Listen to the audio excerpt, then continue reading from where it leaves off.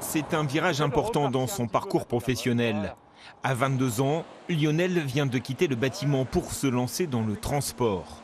Débute pour lui 3 semaines de formation au permis poids lourd, avec déjà des perspectives encourageantes. Une entreprise qui m'a proposé de me financer mon permis super lourd. Et en échange, moi, je dois signer un CDI avec une période d'essai de 2 mois. C'est plus attrayant un salaire de routier qu'un salaire dans le bâtiment. De jeunes chauffeurs très recherchés aujourd'hui par la profession. Sur cette plateforme d'Hénin-Beaumont, une centaine de candidats sont formés chaque année. Bien peu au regard de la demande, entre 1500 et 2000 postes de chauffeurs poids lourds sont à pourvoir aujourd'hui dans les Hauts-de-France. On peut expliquer ça parce qu'on a une recrudescence de besoins.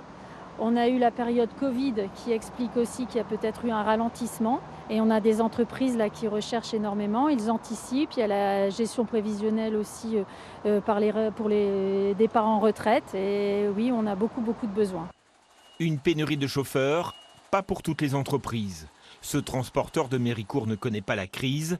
130 chauffeurs, 10% de croissance en plus chaque année depuis 2018, mais aucun problème de recrutement. Le patron mise beaucoup sur la formation en interne via l'apprentissage.